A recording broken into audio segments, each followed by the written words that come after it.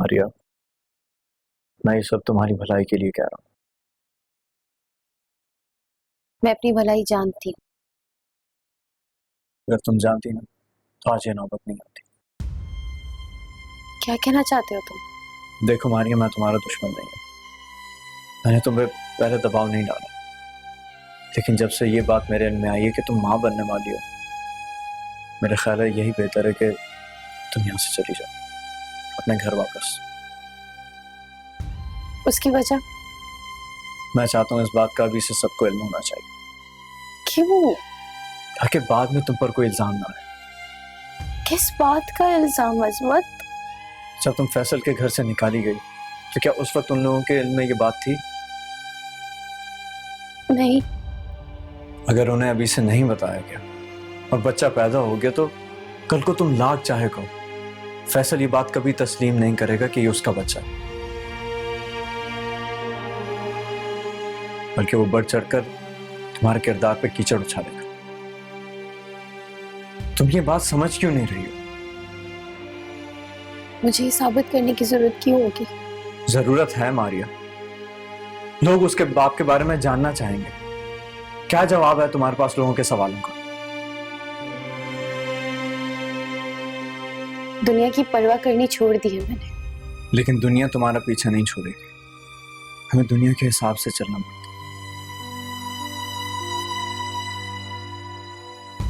कब तक तुम इस तरह जिंदगी गुजारोगी? तुम्हारा खानदान है, खूनी रिश्ते हैं, वो कभी भी नहीं चाहेंगे कि तुम्हारी वजह से उनकी इज्जत पर हर्फ आए। कौन सी इज्जत? क्या इज्जत की मुहाफिज सिर्फ और सिर्फ औरत होती है? मर्द कुछ भी करे कोई फर्क नहीं पड़ता। अगर एक औरत अकेली जिंदगी गुजारना चाहे तो उसे इज्जत और गैरत के नाम पर सजा मिलती है, तो मर्दों को क्यों नहीं मिलती? जब औरत से पाक दामन होने का सबूत मांगा जाता है तो मर्द पर ये दुनिया अपनी आंखें क्यों बंद कर लेती है?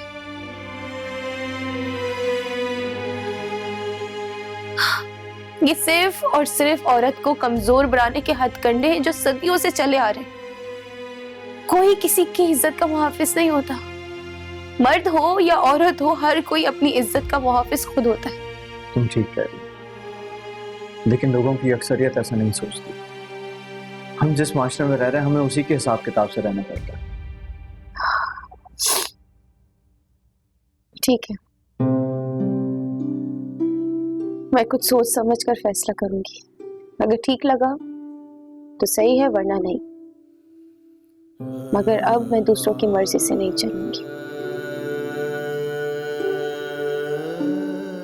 भाई इंसान को अपनी सेहत का ख्याल रखना चाहिए। जान है तो जहान। ले शुरू कर ले जा यार, इसकी जरूरत नहीं है, मुझे भूख नहीं।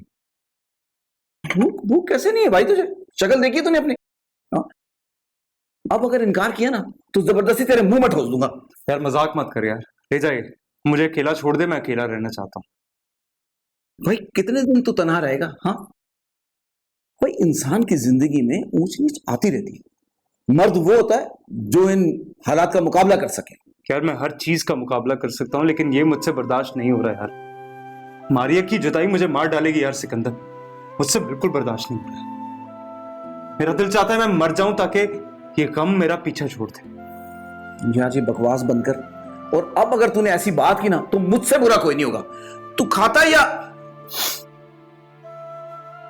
शाबाश। मुझे समझ नहीं आ रहा अजमत, तुम क्यों इसरार कर रहे हो कि उन्हें ये सारी बात पता चले? मैं नहीं बताना चाहती।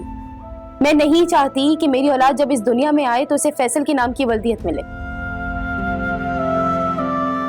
तुम बच्चे के साथ नाइंसाफी करो। नाइंसाफी? कैसे नाइंसाफी? क्यों करूंगी मैं नाइंसाफी उसके साथ? क्योंकि ये किसी गरीब खानदान का बच्चा नहीं है, एक अमीर खानदान का चश्मो चिराग है। मुझसे कोई फर्क नहीं पड़ता अजमत, कोई फर्क नहीं पड़ता। फर्क पड़ता है मारिया। अभी से उनको पता चलेगा तो वो बच्चे के अखराजात उठाएंगे। उसके मुस्तकबिल का सवाल है मारिया। कल को उसकी तालीम और तरबियत हम नहीं कर पाएंगे सही जिस तरह वो कर पाएंगे। तो तुम ये कहना चाहते हो कि मैं अपनी औलाद को पैदा करके उनके हवाले कर दूं और खुद से जुदा कर दूं? नहीं होगी जुदा। दुनिया की कोई भी अदालत बच्चे को उसके बालिग होने तक माँ के साथ रहने पर तरजीह देती है।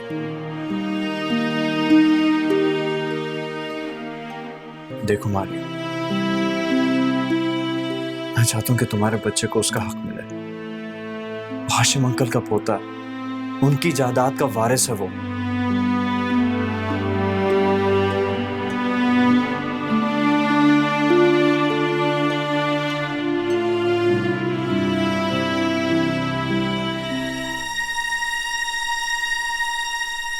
फोन क्यों नहीं उठा रहा? पीछा छोड़ दो अब उस चुड़ैल का फैसल। हद होती है। ओ, तुम बाजी वो चाय रखिए। तुम यहाँ खड़े होकर मेरी बातें सुन रही हो? हाँ, नहीं बाजी वो चाय आपके लिए। तुम्हें शर्म नहीं आती? जब कहीं आते हैं अपना काम करते हैं और चले जाते हैं। चोरों की तरह नहीं खड़े होते बातें सुनने के लिए। जाओ यहाँ से।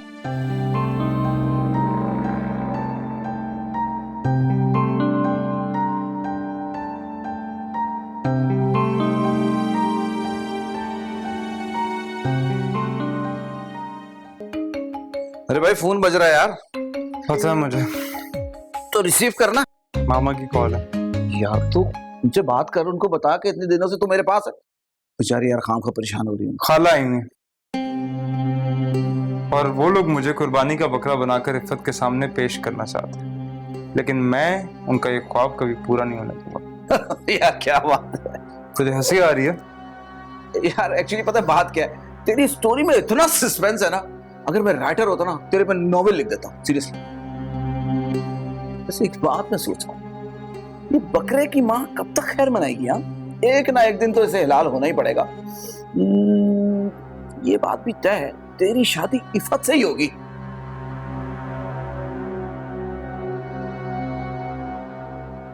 अब मेरा क्या कसूर है? मुझे क्यों देख रहा है ऐसे? कमाल है यार।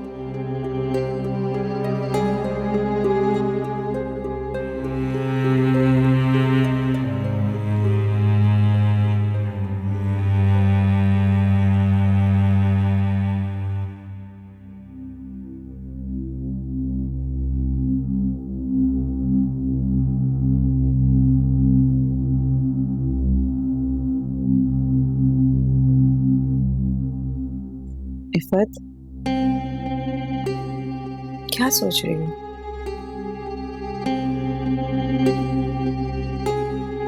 मैं सोच रही हूँ मामा कि मैं इस दुनिया की शायद गरीब तरीन इंसान हूँ। इफ़्फ़त ऐसा क्यों सोच रही हो? तुम मेरी इकलौती औलाद हो। ये सारा पैसा, ये जायदाद, सब कुछ तुम्हारा ही तो है। क्या फायदा है इस दौलत का, इस जायदाद का? इन सब के होने के बावजूद भी 2 दफा मैंने खुदकुशी की कोशिश की। उस मारिया को देखे, कुछ भी नहीं है उसके पास मामा, फिर भी मुझसे ज्यादा खुशकिस्मत है। इफ़्फ़त, तुम उस मारिया से अपने आप को क्यों कंपेयर कर रही हो? उसका और तुम्हारा क्या मुकाबला? तुम्हारे पास सब कुछ, ये घर, फैसल, सब तुम्हारे ही तो हैं। ऐसा नहीं है मामा, फैसल आज भी उसी का है। क्या मतलब? फैसल कई दिन तक घर नहीं आता। अब सवाल ये पैदा होता है कि फैसल कहाँ जाता है, किसके साथ रहता है आखिर? तुम्हारा मतलब है कि फैसल अब भी? फैसल और मारिया अब भी साथ ही रहे हैं। आपको पता है मारिया अभी तक अपने घर नहीं गई। उसके पास तो कुछ भी नहीं। कहाँ रह रही है, कैसे रह रही है, किसके साथ रह रही है? तुम्हें पता है कि मारिया कहाँ रह रही? यह तो मुझे नहीं पता मामा। इतना जरूर पता है कि वो अपने घर पे नहीं।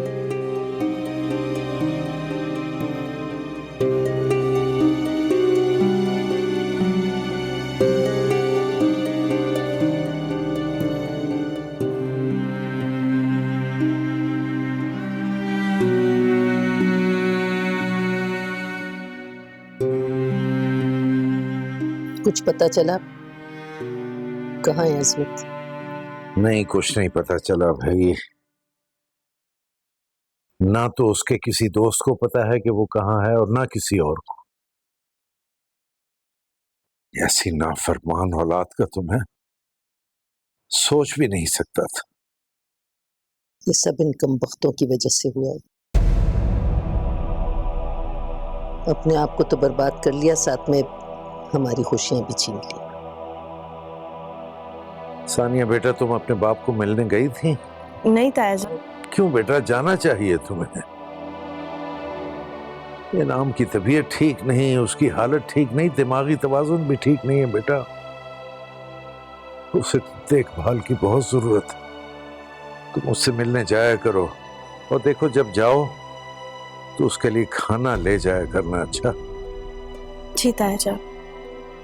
वो मुझे पता नहीं कौन एक बच्चा बता रहा था कि मोहल्ले में एक होटल है छोटा सा, उसके बाहर थड़े पे बैठा रहता है नाम।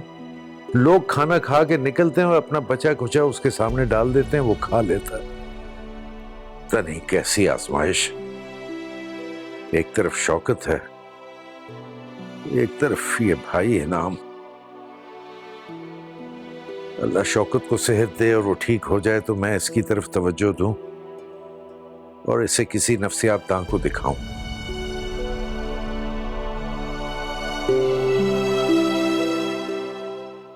ऐसी बातें सुनने को मिलती है कि मेरा जी चाहता है कि शर्म से डूब पड़ूं। तुम अगर शौकत को अपना एक गुर्दा दे दो तो।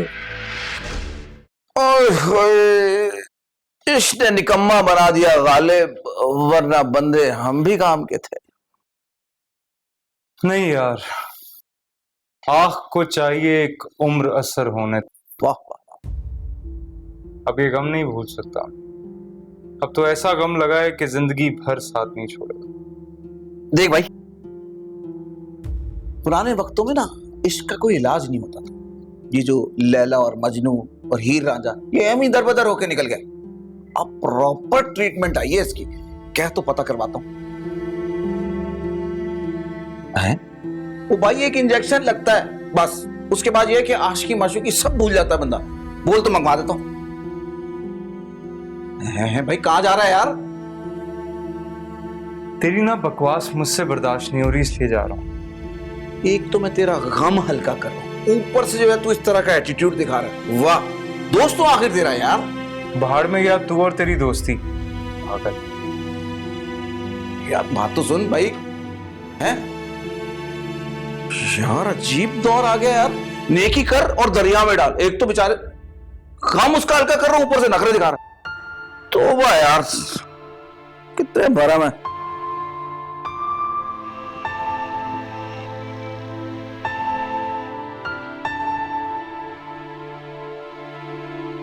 अब्बू,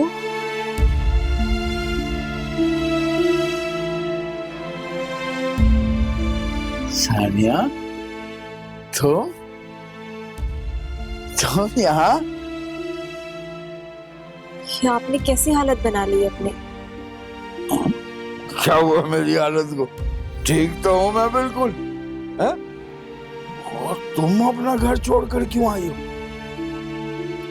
मैं आपसे मिलने आई हूँ और आपके लिए खाना लेकर आई हूँ। अच्छा, खाना लाई हो? लाओ दे दो मुझे। अच्छा है। और एक बात का ख्याल रखना बेटा, किसी को पता ना चले कि तुम यहाँ आई थी। इस बात का बहुत खास ख्याल रखना है कि कोई तुम्हें देखे नहीं, वरना लोग मुझसे सवाल करते हैं ना बेटा। कौन अब्बू? लोग मुझसे सवाल करते हैं मारिया के बारे में।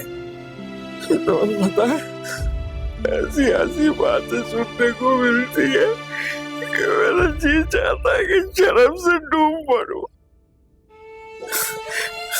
लेकिन मैंने भी लोगों का मुंह बंद कर दिया। पता कैसे? कैसे? मैं लोगों से कहता हूँ मेरी बेटियां मर गई, मेरी कोई बेटी नहीं है। अब मैं बेटियों का बाप नहीं हूँ। जब बेटियां मर गई तो भागेंगी कैसे?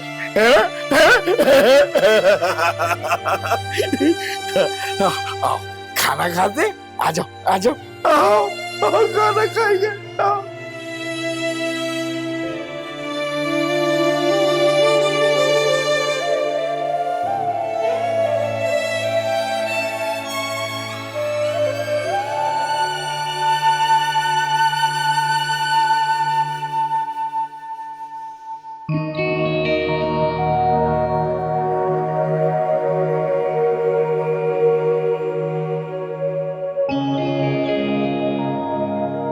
अम्मी आ जाए, एक सेल्फी बना लेते हैं। अच्छा चल।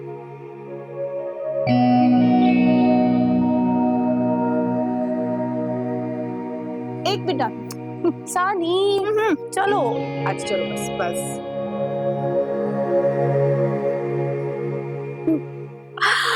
कितनी प्यारी तस्वीर आई है अम्मी, आप कितनी प्यारी लगी है।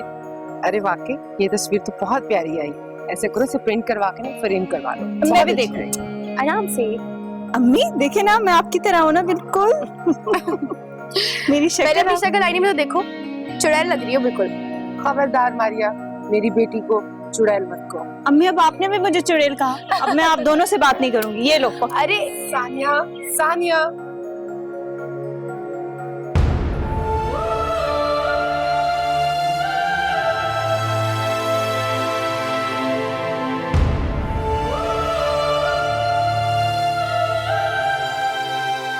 मारिया भी है ना इसमें?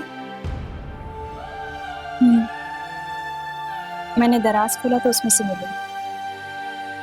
जरा दिखाना मुझे।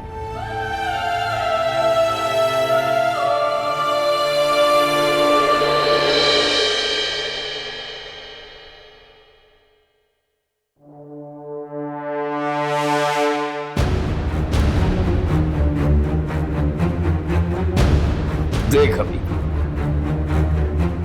ये देख, ये देख, ये देख इसे। ये देख इसे कैसे तड़प रही है मारिया। जो औलाद वालिदैन की नाफरमानी करती है ना, वो ऐसे ही चलती है, और मारिया भी ऐसे ही चल रही है। मैंने ख्वाब में देखा है उसे चलते हुए, चीख रही थी, माफिया मांग रही थी मुझसे, लेकिन मैंने माफ नहीं किया। अरे ऐसी औलाद को कौन माफ कर सकता है जो वालिदैन की इज्जत को खाक में मिला दे। ये आप ही नहीं जल रही अब्बू, हो तो अपने घर में बहुत खुश है। ये आप जल रहे हैं और जल रही हूं मैं। मेरी अम्मी तो जलती हुई इस दुनिया से चली गई। कसूर आप ही का नहीं था, कसूर आपका था अब्बू।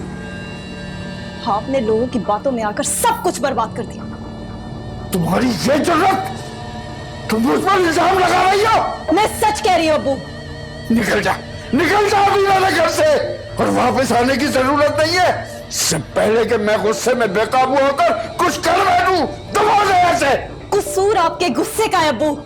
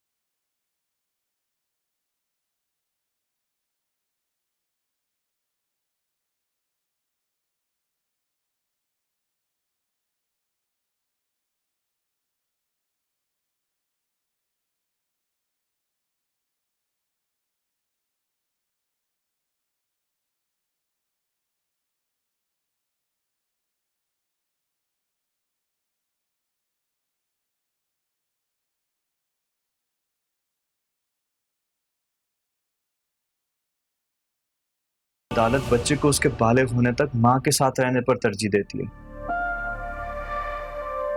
देखो मारियो, मैं चाहता हूं कि तुम्हारे बच्चे को उसका हक मिले। हाशिम अंकल का पोता, उनकी जायदाद का वारिस है वो।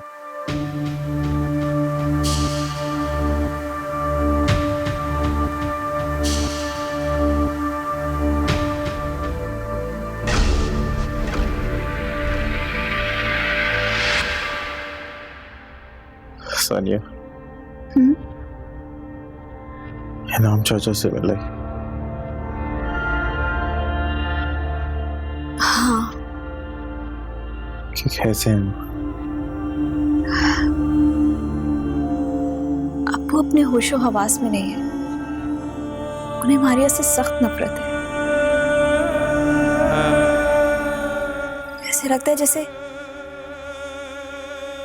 मारिया अब्बू के सामने आ जाएगी तो खुद उन्हें जान से मार देंगे। सानिया मुझे माफ कर दो। किस बात की माफी? मैंने तुम पे दोबारा बच्चा गिराने के लिए जोर दिया। यकीन करो कि मैं दिल से ये सब नहीं करना चाहता, लेकिन इंसान जब मौत के करीब आ जाता ऐसा लगने लगता है कि जिंदगी उसके हाथों से फिसल रही, तो उसे अपनी जिंदगी के सिवा और कुछ नहीं दिखाई देता। मौत का एक दिन मुकर्रर है। इंसान का जब वक्त पूरा होता है तो वो किसी न किसी बहाने चल बसता है। बहुत सारे ऐसे लोग हैं जिन्हें डॉक्टर्स लाइलाज बताते हैं, लेकिन मौजसाती तौर पर वो बच जाते हैं। बस इंसान का अल्लाह पर यकीन होना चाहिए।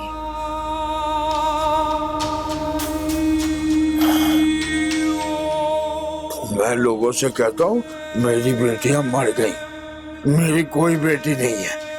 अब मैं बेटियों का बाप नहीं हूँ। जब बेटियां मर गई तो भागेंगी कैसे?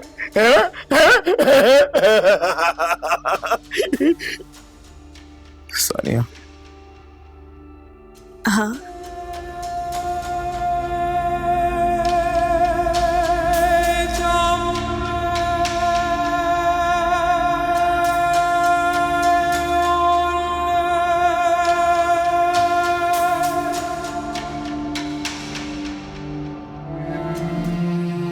तुम आ गए?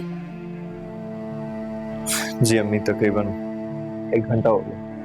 मैं जरा पड़ोस में गई थी। अपने भाई से मिले हो? बहुत बुरा हुआ शौकत के साथ। पता नहीं किसकी नजर लग गई मेरे बच्चे को। नजरिया बद्दुआ। बद्दुआ? क्या मतलब?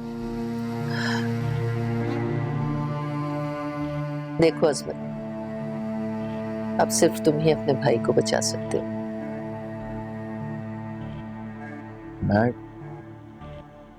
मैं कैसे बचा सकता हूँ?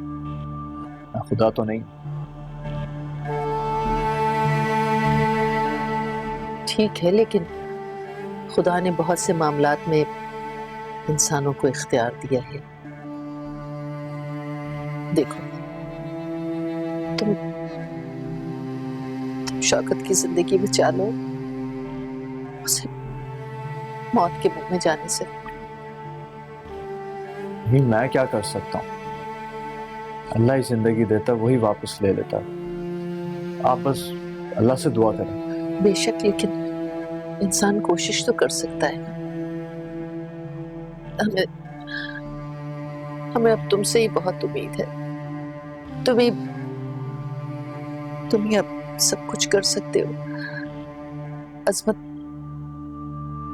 तुम अगर शौकत को अपना एक गुर्दा दे दो तो देखो, अगर शौकत को कुछ हो गया ना तो तुम्हारी माँ ये सब कुछ सहने और देखने जैसी नहीं रहेगी।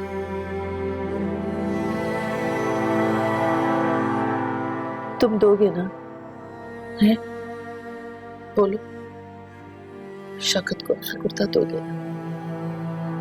कहाँ जा रहे हो अजमत? एक काम के लिए जा रहा हूँ। 1 घंटे तक वापस आ जाऊंगा, फिर बात करते हैं इस बारे में। अजमत, हम बहुत परेशान हैं। देखो, तुम्हारा भाई जिंदगी और मौत के बीच में जंग लड़ रहा है और तुम्हें कोई एहसास नहीं। तुम्हें अभी अपने काम की पड़ी। अम्मी, लोग छोटे छोटे मसलों पर इतना सोच समझ कर फैसला करते हैं। और फिर तो ये इतना बड़ा मसला है, मेरे जिस्म का कीमती हिस्सा है। क्या मुझे इतना भी इख्तियार नहीं कि मैं सोच समझकर फैसला कर लूं? हमारे पास टाइम नहीं है, वक्त नहीं बचा है हमारे पास अजमत। अच्छा अम्मी, मैं वापस आता हूँ, फिर अपने फैसले से आगाह करता हूँ आपको। खुदा हाफिज़।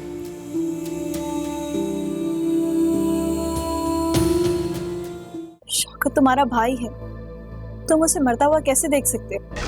देखो सानी, जिंदगी और मौत अल्लाह के हाथ में है, और मैं अपना कीमती आज़ाद शौकत को बिल्कुल नहीं दूंगा। अरे ये बैग उठा के कहाँ जा रही हो मारिया? खैरियत है सब? आसिया, मैं घर जाने का फैसला कर चुकी हूँ। अजमत के पास जा रही हूँ ताकि वो मुझे घर छोड़ रहे। अरे क्यों? प्लीज समझो, मेरा घर जाना बहुत जरूरी है। लेकिन ऐसा क्या हुआ है? तुम्हारा तो ऐसा कोई इरादा नहीं था। मुझसे कोई शिकायत हुई है क्या? नहीं आसिया, ऐसी कोई बात नहीं है। तो फिर अचानक क्या हो गया? तुम इस तरह क्यों जा रही हो? मुझे अजमत ने पहले ही कह दिया था कि मैं अपने घर चली जाऊँ। मैंने उसकी बात नहीं मानी। बिल्कुल ठीक कह रहा था वो। देखो मारिया, अगर तुम्हें लगता है कि तुम मेरे ऊपर बोझ हो तो ये बात अपने जहन से निकाल दो। मैं तुम्हारे आने से बहुत खुश हूँ, यकीन करो, मैं तुम्हें अपनी बहन समझती हूँ। मैं ये बात जानती हूँ। तो फिर क्या हुआ है ऐसा? तुम क्यों मुझे छोड़ के जाना चाहती हो? आसिया, जब से मुझे पता चला है कि मैं माँ बनने वाली हूँ और एक और वजूद मुझसे जुड़कर सांस लेने लगा है, तब मैंने फैसला किया कि मेरा घर जाना बहुत जरूरी है। अजमत अभी घर पर नहीं है, कहीं गया हुआ है। कहाँ गया हुआ है? वो कह रहा था कि उसका भाई बीमार है। शौकत की तबीयत खराब? अच्छा खैर, तुम बैठो, तुमने कुछ खाया भी नहीं है, अपना ख्याल नहीं रखती हो तुम। ये बैग बैग हटाओ यहाँ से, आराम से बैठो, मैं कुछ खाने के लिए भी लाती हूँ तुम्हारे। चलो, कहीं नहीं जा रही तुम।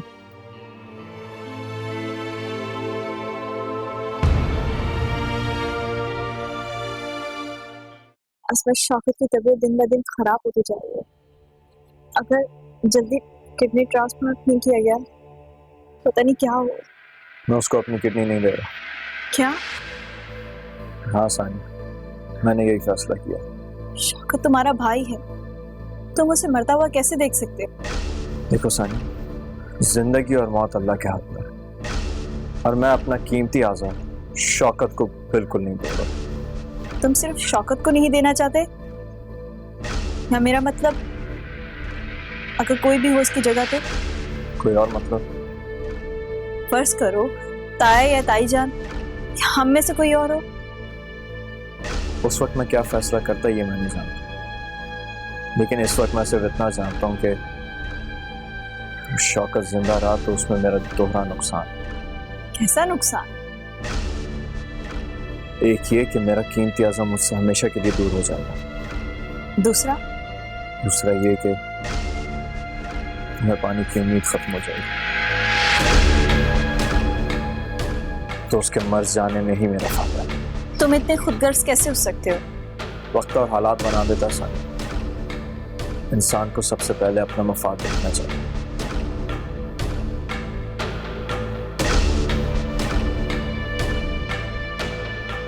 तुम यहाँ क्या कर रही हो? जाओ, शौकत की तबीयत ठीक नहीं है, जाओ उसकी तीमारदारी करो। चलो।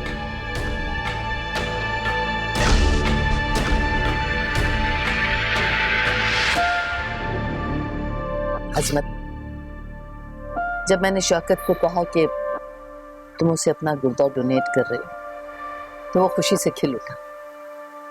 आपने ऐसा क्यों कहा? क्यों बेटा? मतलब एक भाई ही दूसरे भाई की जिंदगी बचा सकते हैं।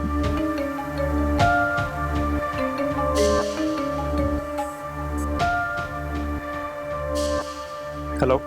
ये क्या तरीका है फैसल? हमें परेशान करके तुम्हें बहुत खुशी मिलती है? अब क्या हो गया मामा?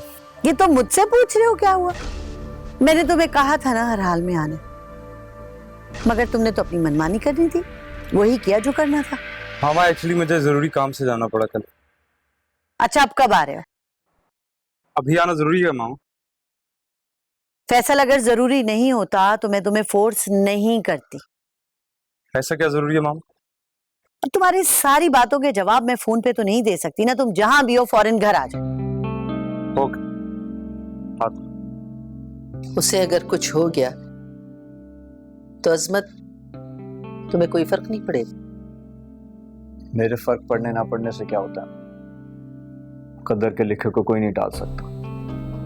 अल्लाह के हम सब बेबस हैं।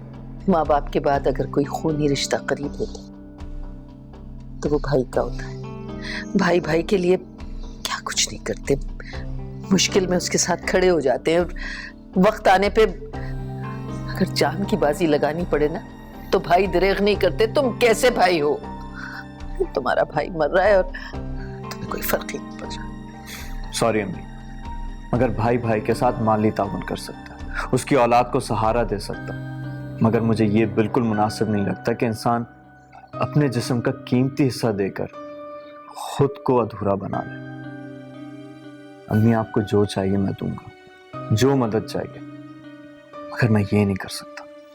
हमें कुछ नहीं चाहिए, हमें तुमसे कुछ नहीं चाहिए, सिर्फ शौकत की जिंदगी बचा।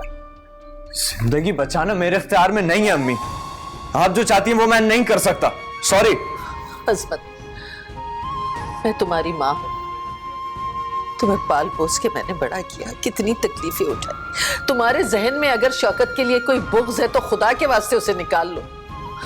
देखो, मैं तुम्हारे आगे हाथ जोड़ती हूँ, तुम्हारी मिन्नत करती हूँ, मेरे बच्चे को बचा लो अजमत, शौकत को बचा लो। ये देखो,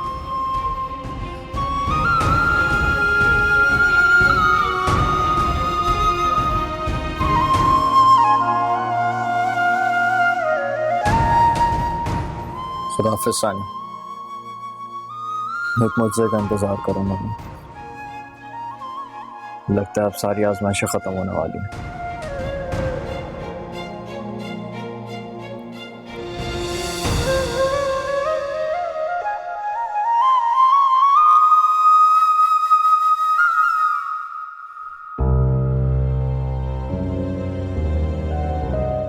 फैसल, अच्छा हुआ तुम आ गए। मुझे बहुत देर से मैं मुख्तलिफ बहानों से टाल रही थी मलिहा को। मामा, आप मलिया खाला को टाल क्यों नहीं? साफ साफ कह क्यों नहीं देती कि मैं इफ़्फ़त से शादी नहीं करूंगा? आहिस्ता बोलो। है कहाँ खाला? मैं खुद जाके बात करता हूँ। नहीं नहीं, तुम ऐसा नहीं कर सकते। क्यों नहीं कर सकता? इसलिए कि अभी बहुत सारी हकीकतों और बहुत सारे मामलात से लाइल्म हो तुम।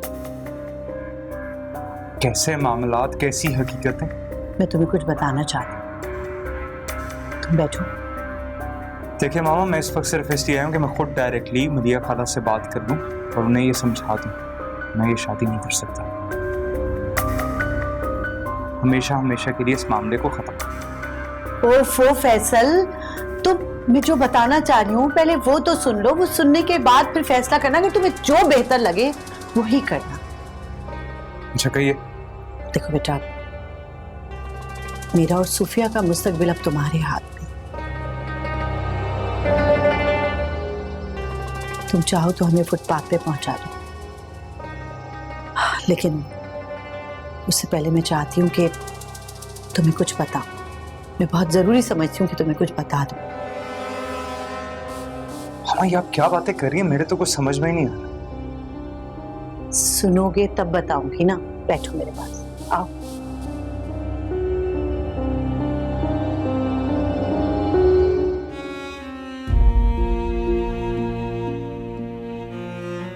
तो ये बात है, अभी आने वाला इस दुनिया में आया नहीं है और आपको और अजमत को उसके मुस्तकबिल की फिक्र हो गई है।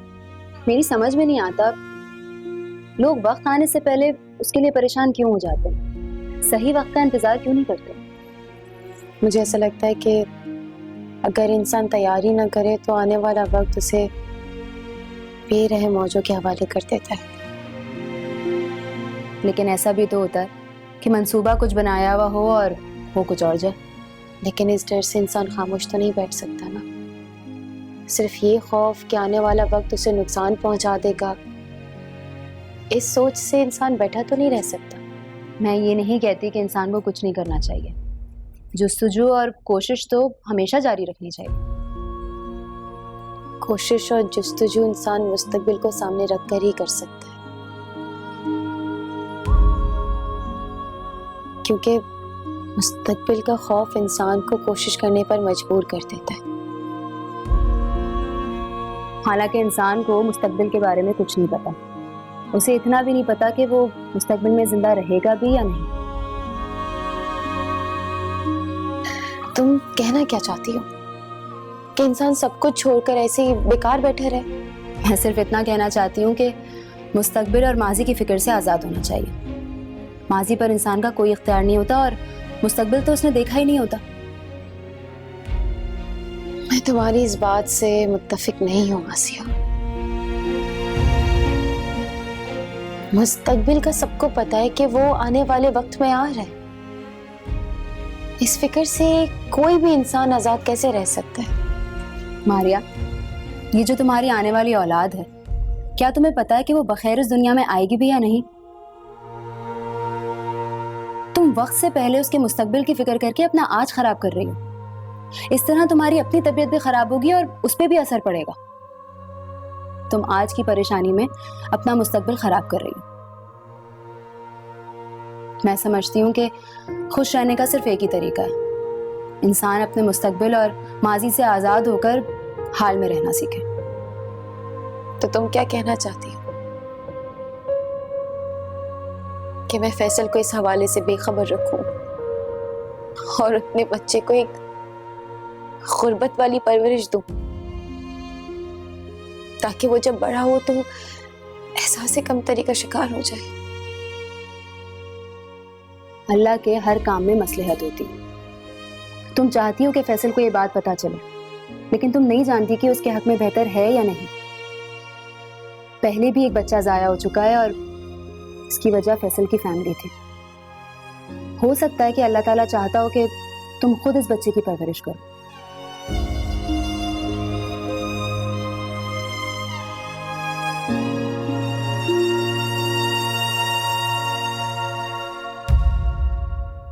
मैं इफ़्फ़त से शादी करने पे राजी हूं। देखा, मैंने कहा था ना कि फैसल हमारी बात नहीं टालेगा। आखिर औलाद है हमारी। मगर मेरी एक शर्त है, अगर वो शर्त तस्लीम की जाएगी तभी इफ़्फ़त से शादी होगी। अब क्या होगा ताया जान?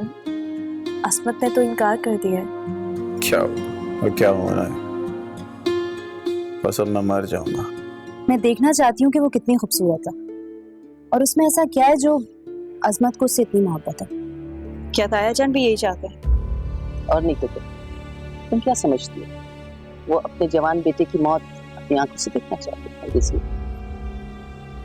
यानी आप सब ने फैसला कर लिया है कि आप शौकत की जिंदगी को बचाने के लिए मेरे बच्चे को मारना चाहते हैं। किया था तुझे इश्क बेपनाह, मिला है मुझे गम बेपनाह।